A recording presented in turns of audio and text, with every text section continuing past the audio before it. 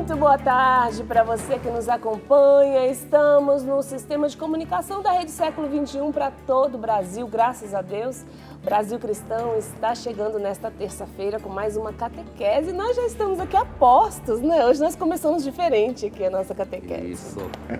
Já começamos com a bala na agulha. Exatamente. Eu falei que eu estava dominada hoje, que é o catecismo.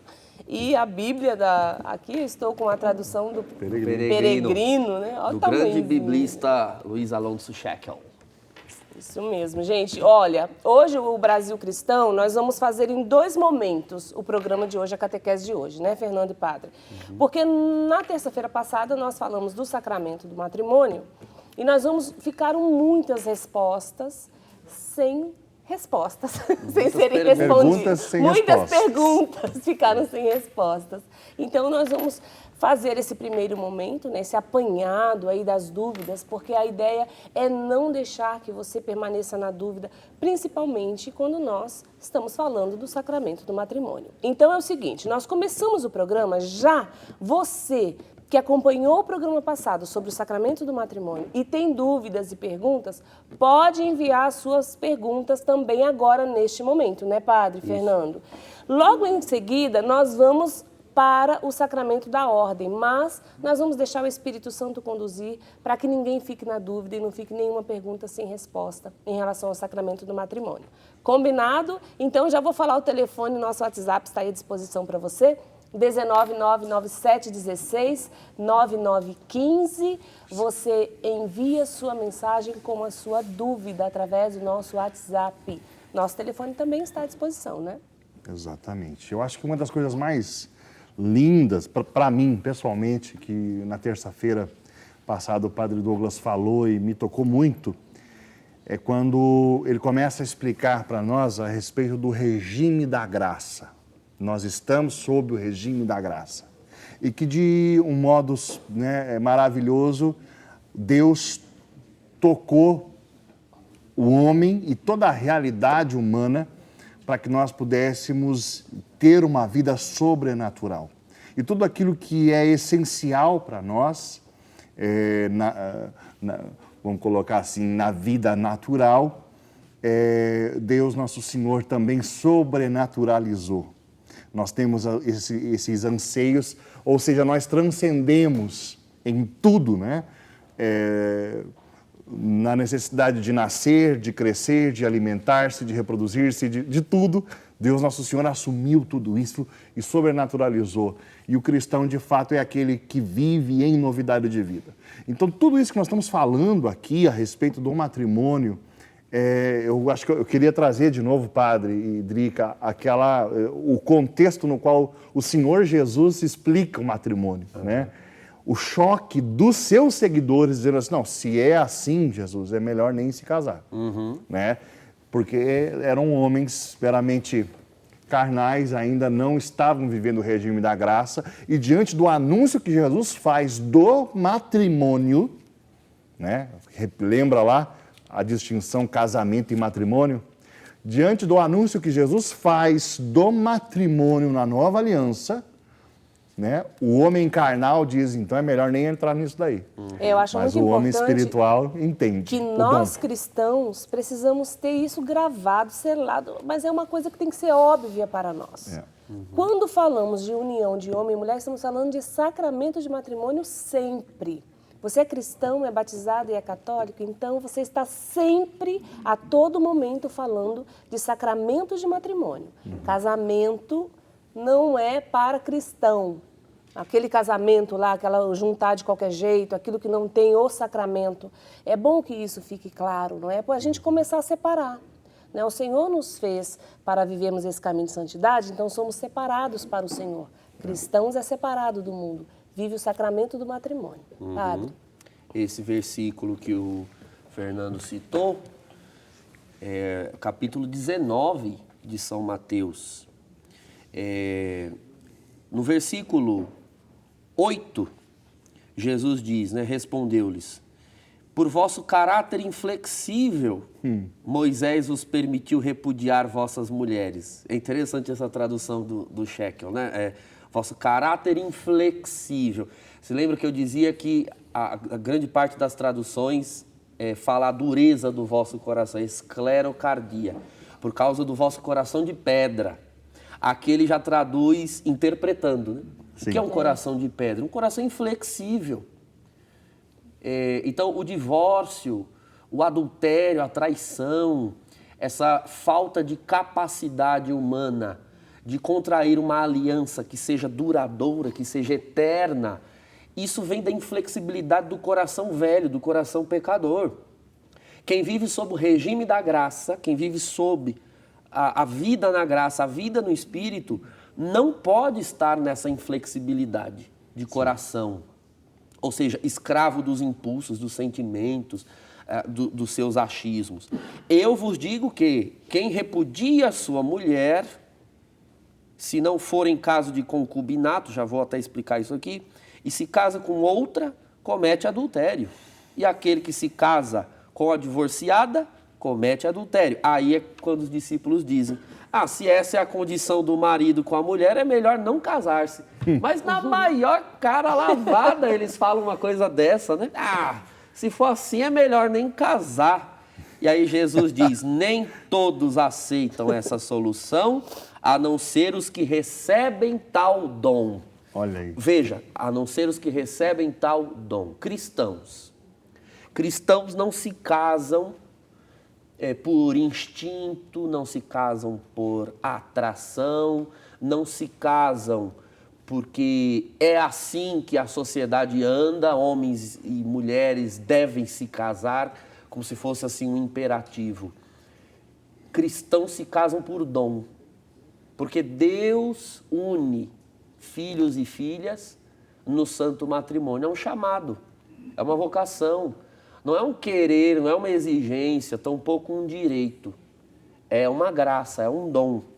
Então, somente os que recebem tal dom. E aí o Senhor diz, pois há eunucos que são assim de nascença. Eunuco é aquele que não está apto para se casar. Há eunucos que são assim de nascença. Há os eunucos pelos homens e há os que se fazem eunucos pelo reino de Deus, que é justamente o celibato, sobre o qual logo em seguida, concluindo o assunto do matrimônio, nós vamos começar a falar. O celibato entenda aqui entre aspas, uma forma de matrimônio. Não é uma forma de casamento, mas é uma forma de matrimônio. E nós fizemos a distinção de casamento para matrimônio já no programa de terça-feira passada. Casamento é ir viver numa mesma casa, unir-se fisicamente a outra pessoa. Isso é o casamento. Matrimônio é ocasionar uma maternidade, de matriz, matrix em latim, ocasionar uma maternidade. Na terça-feira passada, eu disse que falaria um pouco disso, e até a Drica falou, padre, o senhor não pode esquecer de falar isso, que é o papel fundamental da mulher no matrimônio. Sim. E justamente porque o sacramento, um tanto que na carga latina do termo, matrimônio, carrega, tem essa carga feminina, matri, de mater, de mãe. Justamente na celebração do matrimônio, na forma sacramental, já explicamos bastante isso, tem a matéria e a forma. A forma do sacramento do matrimônio é aquela celebração ritual que se faz na igreja. Na forma do matrimônio, há um destaque à figura da mulher. Não há muito esforço para nós verificarmos isso. A grande figura do dia do casamento é a noiva. É verdade. O vestido, a entrada mais triunfal é a dela. É o dia que nós estamos mais lindas que todos os outros. Exatamente. É o dia em que a mulher é mais mulher, em que ela é mais feminina. É o dia do ápice da feminilidade de uma mulher, em todos os sentidos. No sentido espiritual, no seu vestuário. Eu gosto de mencionar o vestuário da noiva como o protótipo do vestuário da mulher ao longo de sua vida. Já reparou que nenhuma mulher ousa casar-se se não for com um vestido? Nunca vi uma mulher casar de calça comprida. Coisa horrorosa. Um vestido, seja ele pomposo, seja ele simples, um vestido, um véu, né, a sua grinalda, cobrir os cabelos, isso é algo que tange a feminilidade da mulher. E a entrada dela na igreja remonta, né, figura o dia do encontro definitivo do noivo, que é Cristo, com a sua noiva, né, que vai ao seu encontro. E não só isso, na bênção nupcial, que é aquela que o assistente, né, já explicamos isso, os celebrantes são o homem e a mulher. O assistente é o padre, ou o diácono, ou o bispo, ou um ministro validamente delegado para isso. Quando ele vai dar a bênção nupcial, essa bênção é especialmente dirigida à mulher. No ritual do matrimônio, há um trecho dedicado a pronunciar o nome da mulher, né? Que esta vossa filha, fulana, né, seja dotada das virtudes necessárias, né, e movida, motivada por todas as santas mulheres exaltadas com louvores nas Sagradas Escrituras. É o que diz o ritual. Para que ela seja esposa, mãe. Então, é uma bênção para a maternidade, justamente porque é matrimônio. É o papel fundamental, a vocação máxima da mulher. Agora, o matrimônio tem esse objetivo de fazer aliança. Aliança. Nós somos um povo de aliança, Fernando. Exato. Drica. Um povo de alianças. Nós somos redimidos, salvos. E onde se verifica, em que se verifica a nossa redenção, a nossa salvação? Na capacidade de sermos fiéis a alianças. Então, veja que o cristianismo ele é o cume, ele é o cumprimento de tudo que o Antigo Testamento figurava. Exato. O esforço de Deus de fazer aliança, fez em Noé, fez em Abraão, fez em Moisés, e quantas infidelidades a essa aliança por parte da humanidade. Para sempre a humanidade vai ficar assim, infiel às alianças? Aí vem o Cordeiro para fazer uma nova e eterna, que fique, que não se dilua, onde os seus possam ser fiéis. Então, a nossa capacidade de demonstrarmos-nos redimidos está justamente na capacidade de celebrar alianças e permanecermos nelas. Padre, dentro desse contexto de aliança, ali, na hora da celebração, quando o sacerdote começa a perguntar, ele está ali conduzindo, e ele pergunta, aceita isso? Aí os noivos respondem sim. Por exemplo, quando ele pergunta, vocês estão dispostos a aceitar e assumir todos os filhos que Deus lhe enviar? E os noivos respondem com um sorrisão até aqui, assim. E educá-los na lei de Cristo e da igreja. Na lei de Cristo, sim. E todo mundo ali é testemunho daquele sim que sai desse tamanho. Essas promessas ali que se fazem, é um compromisso assumido, uma aliança. Se isso é quebrado depois na vida, quando vem, não quero ter filho mais. Casou, saiu, foi para a festa, voltou da lua de mel, a gente não quer ter filho, não. Como é que ficam essas promessas ali? Então, cai justamente na definição que nós demos na terça passada de nulidade. É quando você diz algo, mas esse algo não é verdadeiro. Quando você diz com a boca estar dando um consentimento, mas a sua vida não está configurada aquilo. Estás dispostos a receber os filhos? Sim. Tá, mas você não vai exatamente dizer essa disposição com o sim dito no altar apenas. Você vai demonstrar essa disposição com um sim feito na vida, não só dito no altar. Tem que ser dito no altar e feito na vida. Se não é feito na vida, então o sim do altar foi falso. A gente descobre, olhando a vida do casal, que o sim não existiu. Não era sim de verdade. Não só em relação aos filhos, em relação à fidelidade, né? E amor e fidelidade. É fundamental conjugar os dois princípios que estão profundamente implicados, né? Amor e fidelidade. Por quê? Porque onde há uma fraqueza de fidelidade, houve uma fraqueza de amor antes. E o que pode curar a ferida na fidelidade é a firmeza no amor. Então, existe perdão, existe tolerância, houve capacidade de reconciliação. Me lembro que o Fernando fez essa consideração na terça-feira passada, quando demonstrou bem que muitas pessoas pensam que a traição, o adultério, por si só já demonstra causa de nulidade. E não. Porque o que vai ser verificado nesse casal, para saber se houve de fato matrimônio ou não, não é a capacidade de ser fiel em primeira instância. Tem o amor antes da fidelidade. Então, se uma parte foi infiel, mas a outra permanece fiel, é porque a outra ama. E se a outra ama com um amor verdadeiro, este amor verdadeiro é inclusive capaz de perdoar. Entende? Então a capacidade de perdoar é fundamental. Isso é perguntado no processo canônico. Não há possibilidade de reconciliação. Então o adultério pelo adultério não implica em nulidade matrimonial. A persistência num adultério é que pode depois ser analisada como matéria de nulidade. Então, a pessoa entra, comete um adultério, fica obstinada naquele adultério, abandona sua esposa ou seu esposo, sua família, fica naquilo ali. Então, pode ser que essa pessoa, na realidade, nunca amou ao ponto da fidelidade. Ela deu um consentimento no altar que, na verdade, ela não dava com a vida desde o princípio. Era um consentimento falso.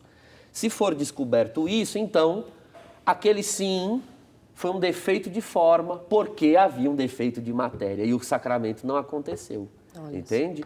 Muito bem. E a liberdade, então, são os 3 consentimentos, né? Os filhos, a gente começou de trás para frente. Os filhos é o terceiro, amor e fidelidade o segundo, e o primeiro é a liberdade, né? De livre e espontânea vontade. Então, é preciso verificar se a pessoa, ao contrair matrimônio, ao entrar no matrimônio, era absoluta e plenamente livre. Dava consentimento livre. Isso daqui não é tão simples quanto parece. Não, eu não me sinto forçado ou obrigado. Será?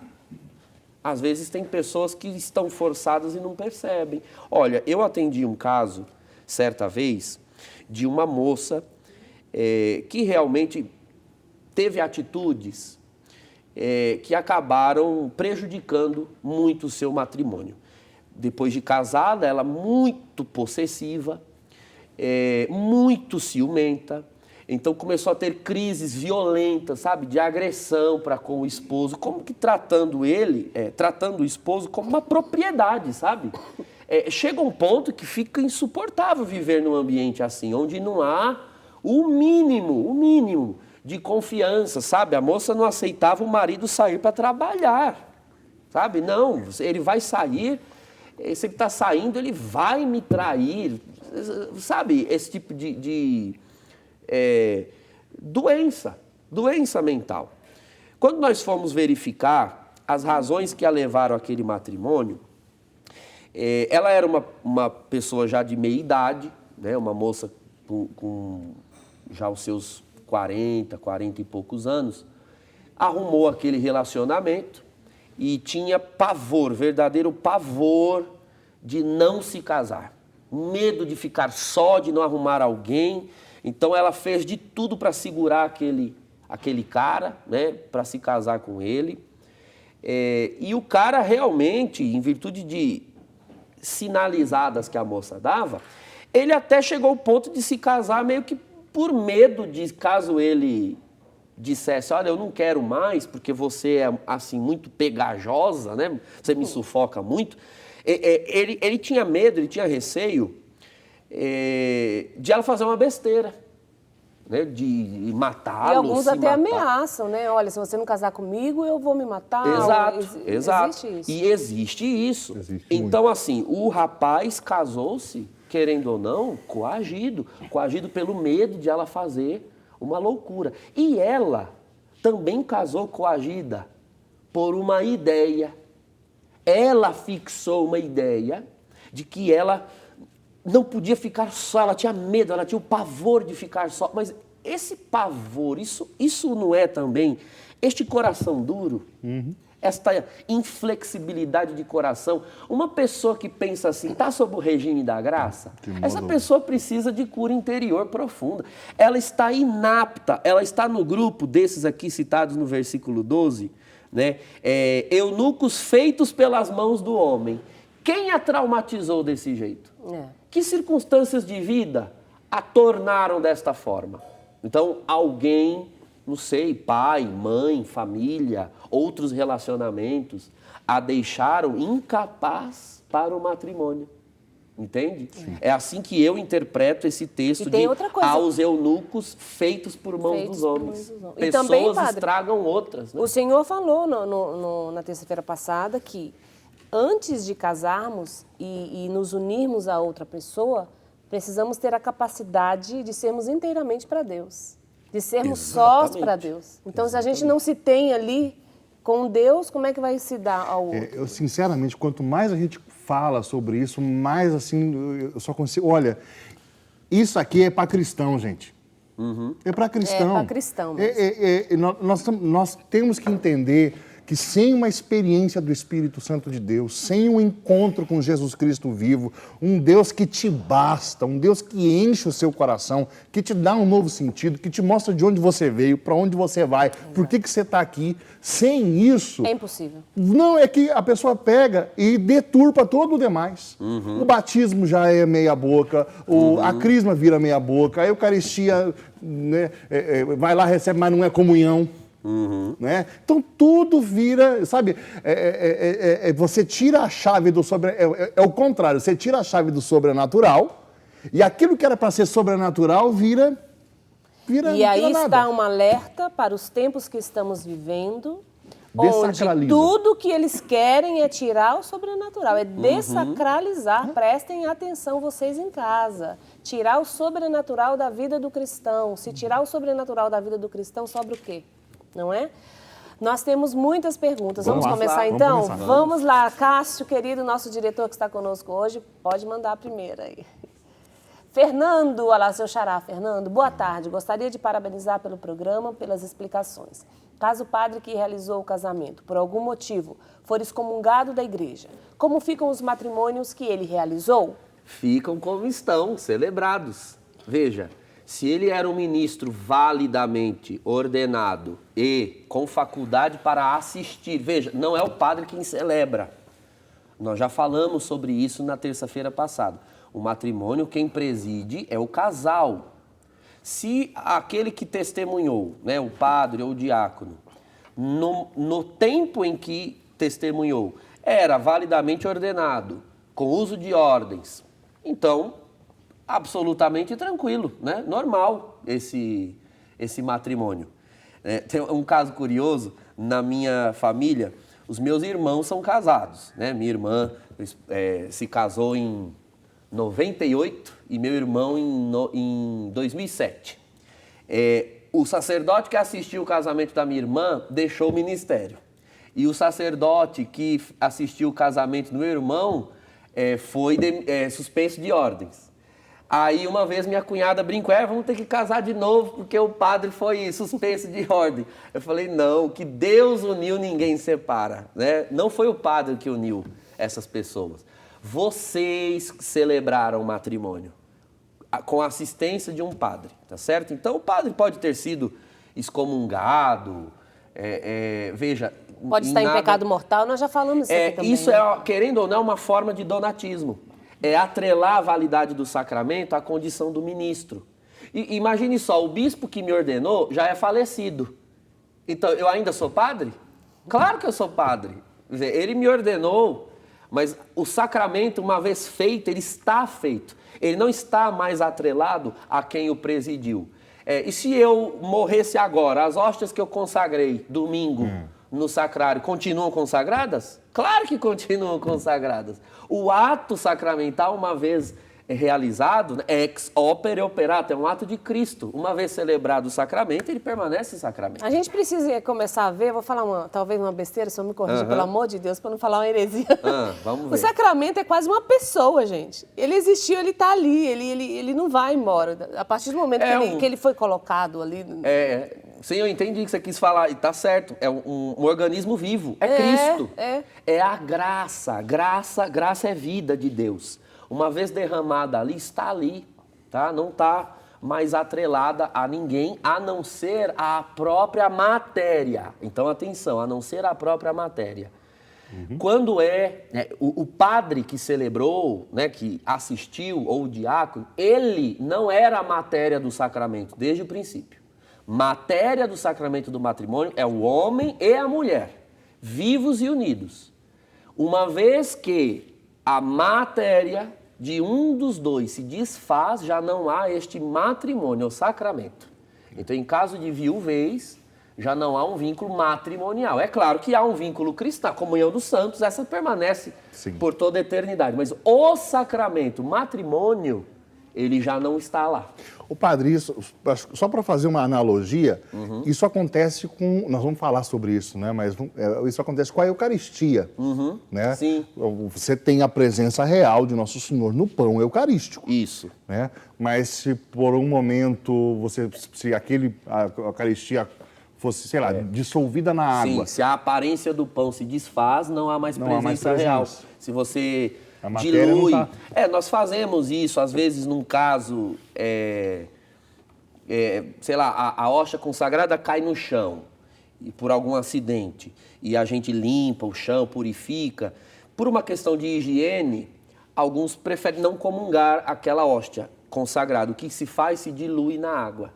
Então, desfazendo-se a aparência do pão, já não há presença real, entende? Então, desfazendo-se a matéria do sacramento, aí você não tem mais o sacramento. A matéria do sacramento é o homem e a mulher, vivos, unidos ali, conjugalmente. Falece um dos dois, não há sacramento do matrimônio mais. Por isso que você pode se casar de novo. Mais uma pergunta, vamos continuando. Rose Sobrinho, boa tarde, me chamo Maria. Gostaria de saber qual a diferença entre casamento civil e religioso. Sou casada num religioso, sou de Caruaru, Pernambuco. Beijo pra você e pra todo mundo aí de Caruaru, viu, querida? Abraço. Então, toda a diferença, toda. Veja, o casamento civil nada mais é do que um contrato entre duas pessoas. É um casamento. Você lembra que terça-feira passada nós fizemos a distinção entre casamento e matrimônio? Então, para a igreja, a união civil nada é. Entende? Do ponto de vista da graça. É claro que, hoje em dia, a igreja exige que o casal que vai se casar na igreja seja antes casado no civil, por uma questão social. Então, no caso de um divórcio, infelizmente acontecer, num caso de viuvez, existir um amparo legal de segurança para os filhos, de pensão, etc. Então, neste sentido, tá? Mas do ponto de vista sacramental, uma união civil não é uma união. Tá? Nós não vivemos no regime civil apenas, nós vivemos no regime da graça. Então, supõe-se que para que você suba a este nível, você já tenha superado esse. Então, hoje nós exigimos, a não ser por causas justas, é preciso uma dispensa do bispo para que a pessoa se case só na igreja sem o civil. A gente não suprime a lei, mas a gente eleva ela à perfeição. Isso, a gente não suprime a lei, então, é elevar. Exato. Então, ou se casa no civil antes, ou, em muitos lugares isso é possível, na nossa diocese nós fazemos, o casamento na igreja com efeito civil. Então, o casal pega no cartório a papelada, o padre ou o diácono, quem assiste, tem firma aberta em cartório, depois essa firma é reconhecida e o cartório lavra o casamento feito na igreja com efeito civil. E isso é perfeitamente possível. Agora, para nós católicos, o que de fato importa, o que de fato interessa para que você permaneça no regime da graça, é o matrimônio. É o casamento na igreja. Casamento civil, para nós, é apenas um contrato entre duas pessoas. Não é sacramento e não tem validade sacramental. Só legal, né? Somente legal, lei. não sacramental. Certinho? Claro, esclarecido. Vamos para a próxima, então. Vamos. Cadê a próxima? Cassinho? Desterro. Boa tarde, estou casada há 20 anos, tenho 3 filhos. Posso anular meu casamento? Tem gente que diz que depois de 20 anos não é mais casado. Ô, gente! Ai, essa foi engraçada. É igual, como eu já falei lá quando eu falei sobre a confissão, né? O pessoal acha que é ponto na carteira, caduca, aí você tem que contrair outro. Não, minha filha. Anular, nós dissemos terça-feira passada que esse verbo não se aplica a matrimônio. Se o casamento é real, se o casamento existe, se ele foi celebrado, se ele é válido, não existe anulação. Não se pode cancelar graça. Graça não se cancela. Entende? Então, de forma nenhuma. O tempo não desgasta o matrimônio. Pelo contrário, o tempo é quem fortalece a validade do matrimônio. Deixa eu perguntar para você, Drica. Imagine um casal com 1 ano de casado e imagine um outro casal com 50 anos de casado. Qual dos dois você acha que são mais apaixonados? Apaixonados. 1 ano. O de 1 ano, isso. Agora, qual dos dois você acha que se amam mais? 50. Ah, então, você entende a diferença? É claro que o começo do casamento tem mais paixão, mais emoção, mais atração. E muitos acham que o amor é isso. É uma pena que muitos casamentos se desfazem porque as pessoas não aprenderam Mas a ali amar. pros 15, 20 anos, acho que ainda dá para ficar apaixonada ainda. Ah, dá. A paixão dura muito tempo.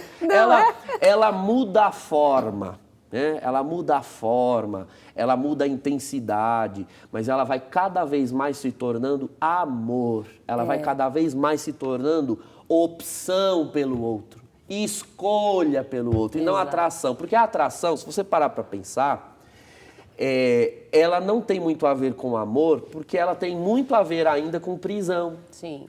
Quando você é atraído por uma coisa, a atração te deixa fixado por aquilo, atrelado àquilo. Em outras palavras, preso àquilo. No fundo, um homem e uma mulher apaixonados, eles estão presos um ao outro por um vínculo hormonal, químico, sentimental. Que vai passar. E é importantíssimo que passe, Drica, para que eles sejam livres. Livres, entende? Então eu estou com ele, eu estou com ela. Não é porque a paixão me obriga, ou porque o sentimento me empurra. Mas porque eu optei, eu escolhi esta pessoa. Então, na hora que a paixão acaba, aí começa a hora de amar mesmo. É importante amar. você saber disso. E também, padre, eu acho importante o seguinte. Se você conseguir amar e estar apaixonado ao mesmo tempo, tudo bem. Daqui a pouco vão achar que tem que passar logo e não é para ficar apaixonado.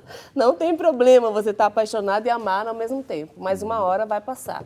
Mas ali na pergunta dela, eu acho que tem algumas coisas. Primeiro, ela disse, eu posso anular? Primeiro que não existe anular casamento. Explica de novo, padre, porque essa palavra anular e nulidade... Um tem o A e o outro não tem, né? Vou explicar de novo, como eu disse na semana passada, ó. Anular. Você tem aqui uma coisa, ó. Existe uma realidade. Só que eu não quero mais ela. Então eu cancelo. Isso aqui é anular. Tem e eu desfaço. Isso é anular. Nulidade é você achar que tem e lá na frente descobrir que não tem. Aí você declara a nulidade. Há uma diferença entre ter e cancelar e descobrir que não tem. O que é possível em relação ao matrimônio é descobrir que não houve matrimônio.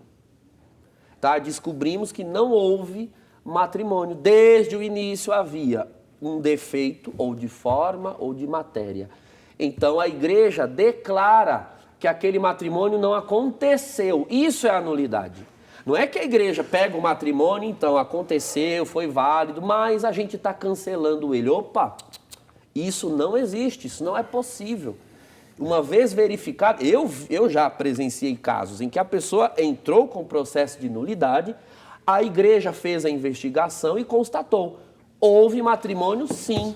O seu caso não é nulo. Isso é tão sério, né, padre? Eu estou lembrando, talvez o caso mais famoso da história da igreja é o de Henrique VIII, né, da Inglaterra, que por ser ele rei, por ser ele reconhecido como defensor fidei, ele era reconhecido pelo Papa, com tudo. Ele simplesmente chegou assim, já que eu sou o cara, eu já estou cansado da digníssima, eu quero casar com outra, então o senhor, por favor, anule o meu casamento. E o Papa disse, o que Deus uniu, o homem não separa. Né? Para o rei da Inglaterra. E aí houve uma divisão. Mas olha a seriedade com qual a igreja lida com essas coisas. Isso é muito sério. Tem mais aí, Cássio? Vamos colocar, então? Vânia. Oi, meus queridos Padre Douglas, Drica e Fernando. Eu estava ansiosa por essa catequese. Dia 2/9/2020, eu e meu marido completamos 31 anos de matrimônio. Estou muito feliz e grata a Deus por nossa união. Meus pais chegaram a completar 54 anos de casamento. Glória que a Deus. maravilha. Parabéns, Maravilha. Vânia. Parabéns, Parabéns Vânia. mesmo. Vai chegar aos 54, né? Graças a Deus. Mas, Tem mais perguntas? Eliane Boa Moreira, vai lá, Drica. Não sei mais o que fazer. Acho que meu casamento não tem mais jeito. Fui muito traída e perdoei, mas ele me magoou muito. Estamos juntos, mas em camas separadas. Eliana, obrigada pela sua partilha, né? Eu acho que também tem que ter muita coragem para partilhar. Sim. Deus abençoe você, viu, minha Deus querida? abençoe, né, a sua coragem, a sua confiança de Sim. nos falar sobre aquilo pelo que vocês têm passado. Não é um assunto fácil, simples assim, para que a gente dê uma resposta acertada assim na TV. É fundamental que esses casos sejam apresentados ao pároco, ao diretor espiritual, que possa ouvir os pormenores, os detalhes, te escutar, enfim. Se você já perdoou inúmeras vezes, e tem que ver isso, né? Você perdoou muitas vezes, que eu teria várias perguntas para fazer, né? E como eu não estou te olhando nos olhos e não tenho a sua voz para responder, eu só posso deduzir aqui. Então, você perdoou muitas vezes, mas aí você diz que foi muito magoada. Então, eu acho que não tem mais jeito. Mas a pergunta é, depois das vezes que você perdoou, o seu esposo rescindiu na traição, no adultério? Porque quantas esposas perdoam, 1, 2, 3 vezes até, e realmente os seus maridos recebem esse perdão, tomam jeito. Não sei se é o caso, estou aqui especulando. Tomam jeito, traíram muitas vezes de fato, mas a mulher diz ter perdoado porque admite o marido dentro de casa ainda. Mas, estando dentro de casa, joga na cara o tempo todo, fica trazendo isso à tona em qualquer pequena discussão. Então, que perdão é esse? Admitir a pessoa né, que ela continue dentro de casa, mas ficar ressuscitando, ressentindo o fato, Não é perdão. Não é perdão. Então, o que precisa se verificar? Esse perdão é verdadeiro? Segunda coisa, aquele que foi perdoado, de fato foi mudado por este perdão, tomou tenência, né? Voltou a ser fiel ao matrimônio? Tem uma série de coisas que precisa ver aí, não é simples, né? Infelizmente, vocês já estão separados, foi o que você disse, né? Já estão separados de cama, né? Dentro de casa, vivendo como amigos. A princípio, estar morando, né? Dormindo em camas separadas, isso não é um pecado, é um mal. Eu diria que isso prejudica a relação do casal. Eu acredito que o pecado muito pior aí é a falta de perdão ou a obstinação no adultério por parte do homem. Mas, por enquanto, né, nenhum está em segunda união, estão separados. Precisa correr atrás de um bom sacerdote que possa orientá-los com detalhes, tá certo? Porque assim, olhando de fora, nós não podemos emitir nenhum juízo acertado. Na dúvida, aguenta mais um pouquinho aí. Fica firme aí, vamos rezar. Procure um sacerdote, não faça nada, não é, né, padre? Neste momento, reze e que Deus aumente o amor no seu coração também. Nós vamos ter um programa especial aqui no Brasil Cristão, no dia 5 de outubro, sobre perdão e cura, tá? O Padre Douglas vai estar conosco fazendo esse programa especial sobre perdão e cura. Já deixa aqui o convite para todos. Vamos falar então da palavra de Deus, já que tudo que nós estamos falando aqui está aí. Está aqui, ó. Nós temos aqui para mostrar para você a Bíblia Sagrada. É linda essa Bíblia da Ave Maria, com letra grande, né? Aqui está o manual, aqui está o texto da aliança. É por causa do que está escrito aqui que nós podemos viver uma vida sobrenatural. Né? Aqui está a primazia da revelação, nesse livro. Então você precisa tê-lo, você precisa fazer dele objeto da sua leitura, da sua oração. É aqui que está a chave para a educação dos seus filhos, é aqui que está a chave para o seu casamento, está aqui, na palavra de Deus. Então, você pode adquirir através do shoppingcatólico.com.br ou ligando para nós no 19 3871 9620. A Bíblia Sagrada, eu tenho essa daqui, eu vou mostrar também uma outra especial para nós, que é a das mãos ensanguentadas de Jesus. Olha que linda. Linda mesmo. A Bíblia das mãos ensanguentadas de Jesus. E essa aí, você coloca na bolsa e vai embora, ó, pequenininha. Aqui, ó. Aí, tirei do reflexo. Muito bom. Das mãos ensanguentadas de Jesus, especialíssimo para nós aqui da Associação do Senhor Jesus. Né? Ela é menorzinha, dá para você carregar. As duas são traduções Ave Marias, né? Ave Maria. Né? Ave e essa Maria... grandona ali é bom que para quem não enxerga direito, ela tem a letra desse tamanho. Ela é boa para pregar, que às vezes a gente põe em cima da mesa e vê de longe o texto. Exato. É verdade. Faz o seguinte, aproveita o intervalo, liga para nós, 19 3871 9620, peça sua Bíblia e a gente já volta, é rapidinho.